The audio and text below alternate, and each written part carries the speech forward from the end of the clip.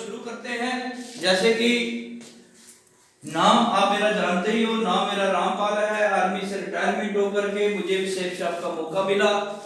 आज मैं जोर से नहीं बोलूंगा, आज मेरा गला खराब है, लेकिन आपने जोश दिखाना है। ये मत बोलना कि मैं ढीला बोलूंगा और आप भी ढीला जवाब दोगे, ऐसा मंजूर नहीं होगा। सही है?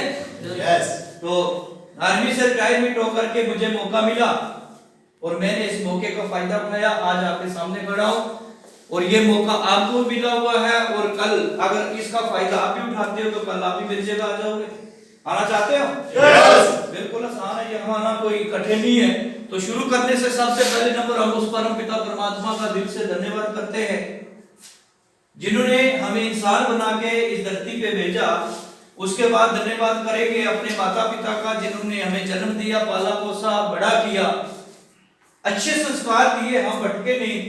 उसके बाद धन्यवाद करेंगे अपनी शिक्षक संस्था का, अगर ये ना होती तो आज हम इकट्ठे ना यहाँ पे होते।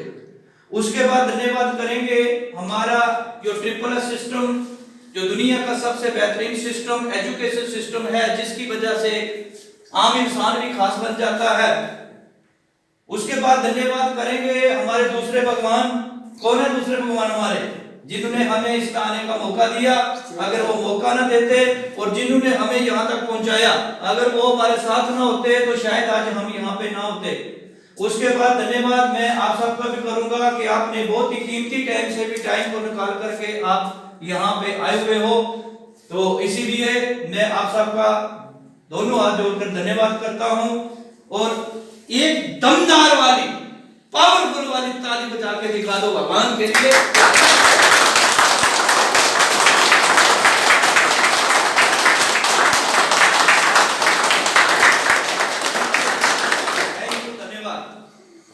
और बोला जाता है अगर हम जीवित हैं तो निंदा तो होगी। क्या होगी? बोलते हैं तारीफ तो मरने के बाद में होती है। कब होती है? मरने के बाद। तो बहुत से लोगों को लगता होगा कि ये डेली यहाँ क्या करते हैं भाई? बोलते होंगे नहीं बोलते? कहाँ जाते हैं, क्या करते हैं? हमारे घर वालों को भी लगता होगा देखो घर के काम छोड़ करके ये भागे रहते हैं। लेकिन ये क्या है? निंदा है। क्या ये? जीवित है तो होगी। तो इसीलिए इससे हमें घबराने की जरूरत नहीं है, हमें हमेशा आगे बढ़ना है। उसके बाद मैं आपको बताऊं क्या बोलते हैं कि बुद्धि, अकल, अगर बाजार में बिकती तो जितने भी अमीर लोग हैं ना वो सारे का सारे उसको खरीद लेते। वो एक आम आदमी है जो जरा वो बुद्धिमान कभी बन ही नहीं पाता। तो क्या लगता है अकल कभी बाजार में बिकती है क्या? नो। नहीं बिकती है ना। तो अकल कहां से मिलेगी हमें? अकलमंद हम कैसे बनेंगे? यहां आकर के। क्या? यहां आकर के अगर हम कंटिन्यू यहां पे आ रहे हैं तो हम अकलमंद बन जाएंगे। क्या बन जाएंगे? और अकलमंद जो इंसान होता है बताओ उसकी इज्जत होती है कि बेइज्जती होती है? बोलते हैं कि राजा अपने देश में पूजा जाता। कहां पूजा जाता है? वो अपने देश में। लेकिन बुद्धिमान अकलमंद इंसान किसी भी देश में चला जाए उसकी पूजा होती है। तो इसलिए सबसे बड़ी चीज क्या है? अकल। हमें नॉलेज लेनी है और बिल्कुल अच्छे तरीके से लेनी है। और मैं बताऊं आज के जमाने में कंपनियों की बात करें तो बहुत सी कंपनियां हैं, नेटवर्क मार्केटिंग की बहुत सी कंपनियां हैं कि जो बोलती है कि हम आपको रातों रात करोड़पति बनाएंगे। क्या करेंगे? रातों रात करोड़पति बनाएंगे। 2 से 4 लाख हम आपको 1 साल में बना के देंगे। या और भी ऐसी बहुत सी कंपनियां, मैं बताऊं कितनी कंपनियां हैं नेटवर्क मार्केटिंग की कंपनियां। आज की डेट में जो गवर्नमेंट की लिस्ट है उसमें 5400 कंपनियां। कितनी कंपनियां? 5400 कंपनियां हैं जो ऐसे रन कर रही हैं, एक नया नया रूप लेकर के यहाँ पे आ रही है। और बहुत सी कंपनियां आकर के हमें बोलती हैं कि आप हमारे साथ जुड़ जाओ, हम आपको करोड़पति बना देंगे और बहुत ज्यादा आपको यहाँ से बेनिफिट होगा। बोलती कि नहीं बोलती हैं? Yes. हमारे सामने बहुत सी कंपनियां आई और आकर के चली गई। उसका क्या कारण था? उसका कारण यही था कि वहां नॉलेज नहीं मिल पाई। क्या नहीं मिल पाई? नहीं मिल पाई, क्योंकि बिना एजुकेटेड हुए इंसान जिंदगी में कभी आगे नहीं बढ़ पाता है। भाई अगर आपको आगे बढ़ना है तो आपको एजुकेशन लेनी पड़ेगी, क्योंकि बिना एजुकेट हुए आगे बढ़ना नामुमकिन है।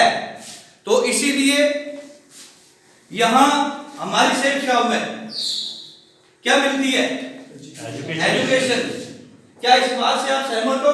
यस एजुकेशन से वाकया हमारी जिंदगी में बढ़ोतरी होती है। यस तो बहुत से लोग शायद बोलते होंगे कि ऐसे, आज मैं आपको एक उदाहरण देकर के बताऊंगा, एक कहानी के माध्यम से बताऊंगा कि एजुकेशन की वैल्यू क्या होती है। एक बार एक राजा था, वो अपने सिपाहियों के साथ शिकार खेलने के लिए बहुत बड़े जंगल में गया। शिकार खेलते खेलते रात का समय होने वाला था, शाम होने वाली थी, और वहां एक बहुत बड़ा तूफान, बारिश, आंधी आ गई, और सभी सैनिक उससे बचने के लिए कहीं कहीं अपना अलग अलग रास्ता अपना करके जाने लगे, और राजा उन सैनिकों से अलग हो गया। क्या हो गया? वो अलग हो गया, और रात बारिश बहुत ज्यादा हो गई और रास्ता भटक गया अपने महल में जाने के लिए। तो अभी उसको क्या करना था, रात कहीं ना कहीं बितानी थी। वहां एक बहुत सा टिल्ला देखा। टिल्ला समझते हो? पहाड़, ऊंची जगह। उसने बोला कि मैं वहां जाकर के अपनी टाइम को बताऊंगा। जब वो वहां पहुंचता तो वहां उसको छोटे छोटे 3 लड़के मिलते हैं उसमें बैठे हुए। उनको देख करके राजा उनके पास जब जाता है, और राजा दिन का भूखा प्यासा होता है, उन बच्चों को बोलता है कि आप मेरे लिए भोजन और जल का बंदोबस्त कर सकते हो क्या? उन बच्चों ने बोला बिल्कुल, हम आपके लिए राजा साहब हम भोजन और जल का बंदोबस्त करते हैं। वो पास का गांव था, वहां पे गए तो राजा के लिए वो भोजन और जल लेकर आए, और राजा खा करके खुश हुए, और उन बच्चों से बोलने लगे कि